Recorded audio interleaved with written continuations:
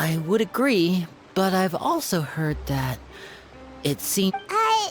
So there's some reason for this, though. I suspect you'll have to ask him about that yourself. Ah, yes, speaking of which, I did see him strolling around the entrance to the Fortress of Meripede a while back. Isn't he real busy and stuff? Paimon didn't think he'd have the time for that. But back to the topic. The Gnosis was given to the knave, right? What about Child? They say that he's returned to Snezhnaya to recover from his wounds. I hear that the recent disaster really did a number on his health. That's true. When you think about it, we've had loads of run-ins with the Fatui. To think we'd be allied with them this time. So shocked by such a simple switching of sides?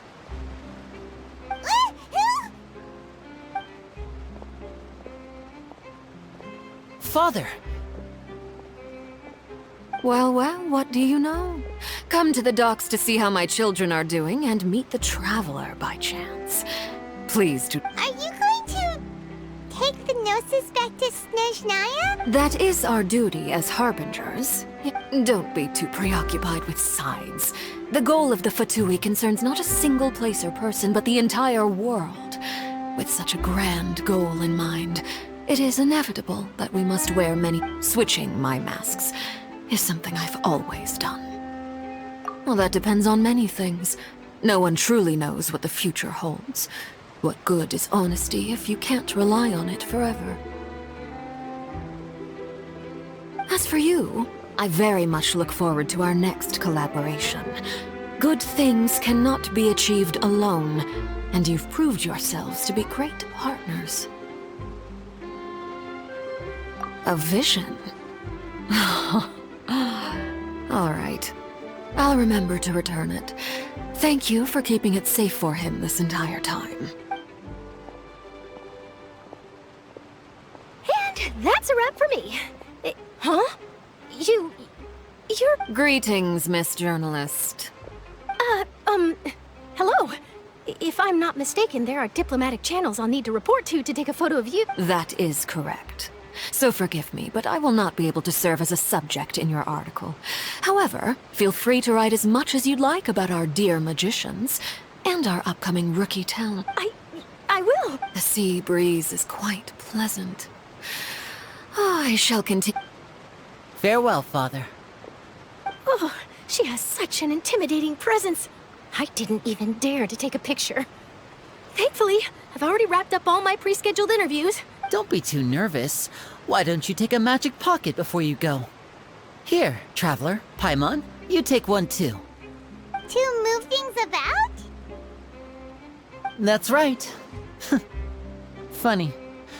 I was giving out magic pockets when we first met too. And what do you know? I guess this must be life. We will all follow our own paths. All right then.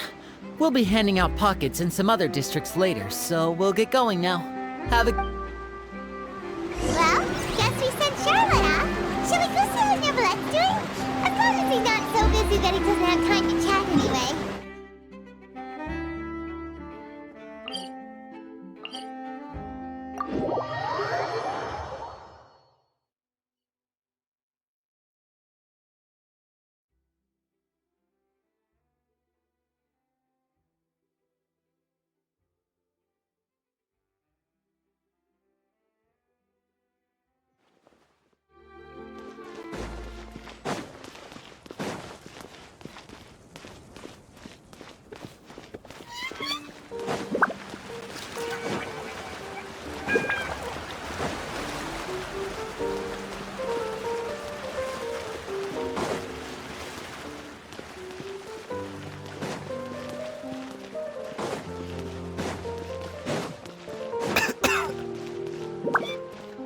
Entrance to the fortress! Ooh, he really is there!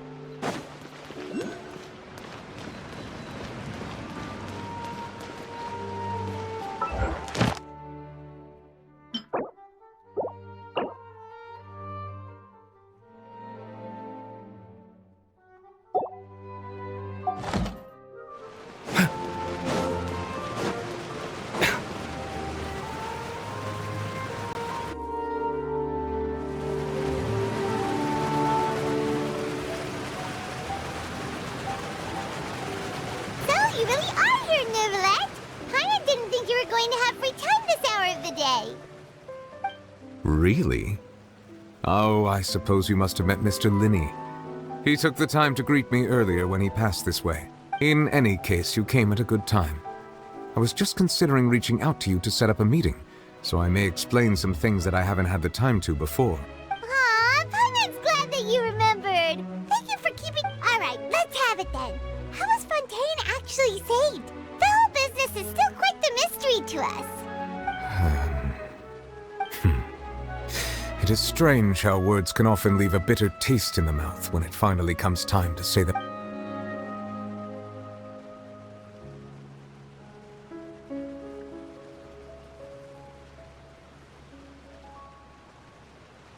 Whoa. So that's what happened? Focalor destroyed the divine throne of the Hydro Archon and restored your power to you, transforming you into a fully fledged elemental dragon sovereign. But Paimon still doesn't quite get what you did to save the Fontanians from dissolving. For me, the authority of the ancient dragons refers to absolute control over the hydro element. Fontanians were incomplete humans born of Egeria's use of the power of the primordial sea, with constitutions similar to that of mimics. But so long as those primordial energies remain within them, I could use the ancient dragon's authority to grant them true blood, after the fashion in which life was first brought. In other words, when I gave my verdict, Fontanians became true humans, and thus would naturally no longer be dissolved by water from the primordial sea. Focalor must have counted on you to make that decision as well. Your verdict was the key to making the prophecy appear to have come true while saving everyone. Yeah, and in a manner of speaking, Focalor finally managed to fulfill the original Hydro Archon's... It seems from your expressions that you still have more things you wish to ask. Ask away. I will tell you the truth as I know it. I have investigated his case along many avenues, and I have learned that he once fell into an unknown chasm when he was young. There, by chance, he awakened the all-devouring narwhal. But whether it be by sentiment or reason, that should not have been enough to consider him the root cause of the disaster. At most, he would have had 10. As for the judgment passed by the Oratrice during the trial, whether it was due to that liability by association, or Focalor deliberately using him to buy time for us on the assumption that he would be able to hold the creature off, Guess Focalor had Fontanians in mind the whole time. In the end, it was thanks to her that they finally became real... hang on a second. Paimons, back when Fontanians hadn't yet become real humans, were the children they had also transformed Oceanids? life has always flowed like water. Do you recall how Fontanians would often come to the Fountain of Lucine to pray for children? Yeah, Lynette said the fountain is where all the waters in Fontaine converge. In truth, even those couples did not know that such prayers were no mere custom, but instead a form of ritual. Those Oceanids who were blessed within the spring water would later descend as new humans in the... Paimon sorta gets it now. Ask away. I will tell you the truth as I know it. Yeah, about that. Risley's... Ah, Lady Farina. The people are only aware that her death sentence has not been carried out. She abdicated the post of Hydro Archon and left affairs related to that title to me, before leaving the Opera House. I related Focalor's words to her faithfully and completely. After hearing them, she seemed neither saddened nor comforted. She simply said that she was tired, and needed... Having said that, she then packed her things and moved out of the Opera House, not unlike how an ordinary person might. But she's still got a place to stay. You need not worry. I will make arrangements to ensure that she will not want for food, clothing, board, or travel. In truth, I am somewhat happy for her. The wear and tear on her spirit will, of course, take time to heal, but now that she no longer has to play the role of Focalor the Hydro Archon, she can finally lay down her... What about you then? What are your plans now that you've... After Focalor passed on, the Oratrice also ceased. This matter will directly affect our trials. After much careful consideration, I've decided to take over its role in our courts. Looks like you're still considering stuff from the perspective of the UDEC. As an elemental dragon, there are indeed many things that I must do. But this power, as such, before I attend to my other responsibilities, I must first and foremost continue to serve Fontaine as its highest judge. Additionally, the Hydro Archon's departure has brought about another problem, which is that the Opera House shall no longer produce indemnitium. That's true. That power was derived from the people's faith in the Hydro Arc. Wait, but the various mechs and machines in the city are all still okay. As I am now, I have full command over New Musia, and it can serve as a complete substitute. Another reason why I cannot quite leave Fontaine immediately. Wow. This ancient dragon's authority stuff is really quite useful, huh? Ask away. I will tell you the truth as I know it. Oh, that's right! They say you've given it to the knave as a diplomatic gift or something. Leaving aside their intentionality, the two Fatui Harbingers have indeed done much for us during this crisis. Their sole remaining goal in Fontaine, at least at this point, would seem to be the Gnosis. The Oratrice has ceased to function. The Hydro Archon's divine throne is now no more, and I do not need the Gnosis's power.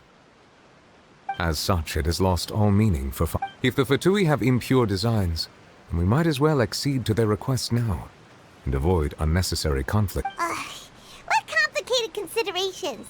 Paimon thought you were just giving it to them out of gratitude to the knave. Ask away.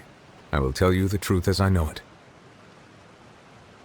You will soon be heading to Natlan, I presume?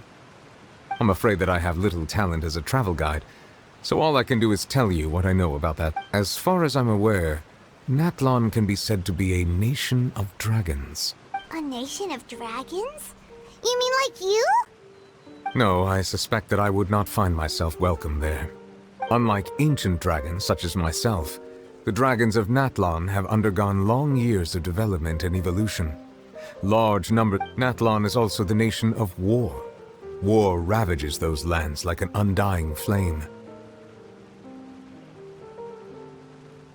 There is one other piece of information I got incidentally from my negotiations with the Knave that I believe may be useful to you. The Harbinger known as the Captain has thrown his hat into the endless ring of war. The captain. Sounds like a real tough customer. Seriously, everywhere you look, there's a Fatui Harbinger doing their thing.